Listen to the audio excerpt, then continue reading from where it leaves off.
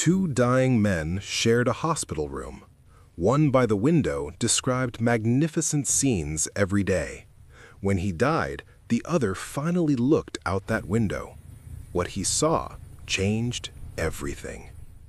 Picture a hospital room where two men, both seriously ill, have become unlikely companions. One man was allowed to sit up in his bed for an hour each afternoon to help drain fluid from his lungs. His bed was positioned next to the room's only window. The other man had to remain flat on his back, unable to move, his view limited to the ceiling tiles above and the occasional face of a passing nurse.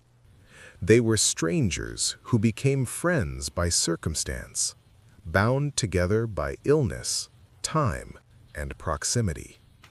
Like so many thrown together by life's unpredictable currents, they began to talk. First, the surface things, where they were from, what they did for work. Then, deeper, their wives and families, their hopes and regrets, the places they'd traveled, the dreams they carried. Hours passed this way, filling the silence with shared humanity. But it was what happened during that daily hour when the man by the window could sit up that transformed their confinement into something else entirely. Every afternoon, when the man by the window was allowed to sit upright, he would spend that precious hour describing everything he could see outside. And what he saw was magnificent. The window overlooked a park with a lovely lake, he said. Ducks and swans glided across the water's surface, their movements graceful and unhurried. Children gathered at the water's edge, launching model boats that caught the breeze and sailed across the small waves. Young lovers walked arm in arm along winding paths surrounded by flowers of every color, roses, tulips, daffodils blooming in vibrant patches. In the distance, the city skyline rose against the horizon, its buildings catching the afternoon light. He described all of this in exquisite detail.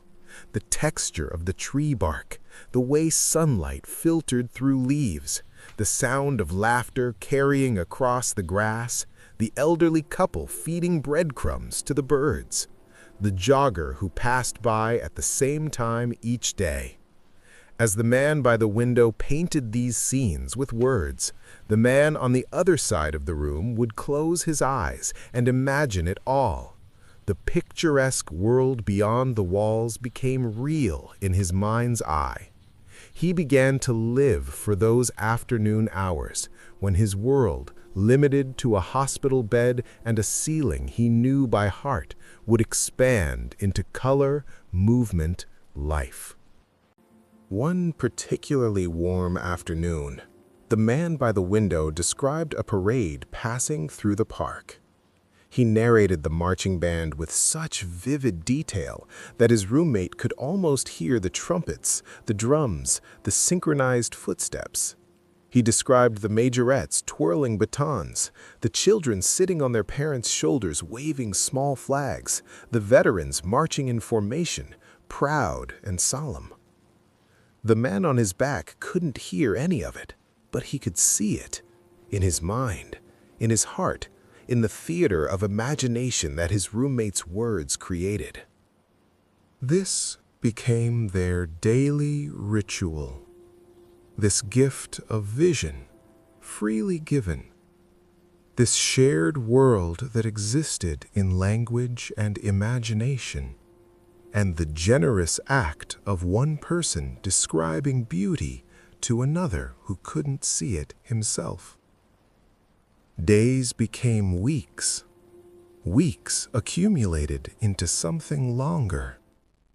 Then, one morning, the day nurse arrived to bring water for their baths.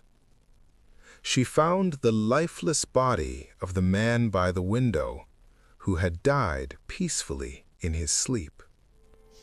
The nurse was saddened.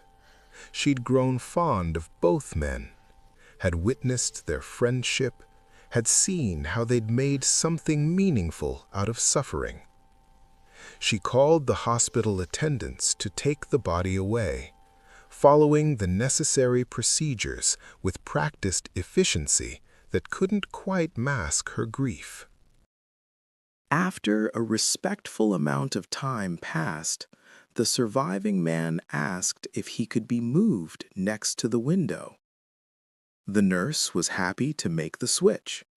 She helped transfer him to the bed by the window, adjusted his pillows, made sure he was comfortable. Then she left him alone with his anticipated view. For weeks he had imagined this moment, the first time he would see with his own eyes the beautiful world his roommate had described. Slowly, painfully, the man propped himself up on one elbow. He strained to turn his head, to look out the window that had been the source of so much beauty. It faced a blank wall. Nothing more, just a flat, unmarked surface of brick and mortar. No park, no lake, no flowers or lovers or parade. Just wall, unchanging and empty. Confused, perhaps even feeling betrayed, the man called for the nurse. When she arrived, he asked what could have possibly compelled his deceased roommate to describe such wonderful things outside a window that faced only a wall. The nurse was quiet for a moment. Then she said something that shifted everything. "Your roommate was blind. He couldn't even see the wall." She paused, letting this truth settle between them. Perhaps he just wanted to encourage you. This story stops us because it reveals something profound about generosity, happiness, and the human spirit. The blind man had nothing. No sight, no health, no view, no freedom. He was dying in a hospital room, confined to a bed, dependent on others for basic care. And yet, from this place of apparent emptiness, he created beauty, not for himself, but for another. He couldn't see the park he described, but he could imagine it. He couldn't witness the parade, but he could conjure it. He couldn't enjoy the view himself, but he could gift it to someone else. This is the paradox at the heart of the story. The man who had nothing gave everything. In describing beauty to his roommate, perhaps the blind man experienced it too. Perhaps in crafting those vivid scenes, the ducks on the water, the children with their boats, the lovers among the flowers, he brought joy into his own confined existence. This is the alchemy of generosity. In giving, we receive. In creating beauty for others, we create it for ourselves.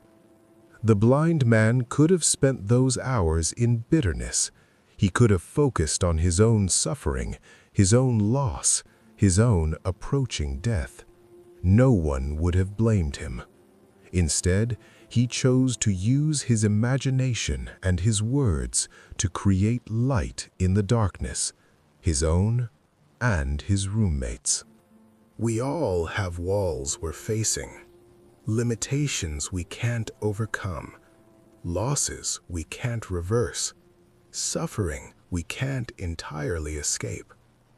And we all have the capacity to do what the blind man did, to create beauty in the midst of constraint, to offer light even when we're in darkness, to give happiness even when we're struggling. You don't need sight to offer vision. You don't need health to offer healing. You don't need happiness to share happiness. You only need imagination, compassion, and the willingness to give what you can, even when, especially when, it seems you have nothing to give. The nurse's final words. Perhaps he just wanted to encourage you, reveal the blind man's deepest motivation, not to deceive, but to encourage, not to deny reality, but to create beauty within it. This is available to all of us every day. We can be the blind man by the window, seeing past our own limitations to create light for others.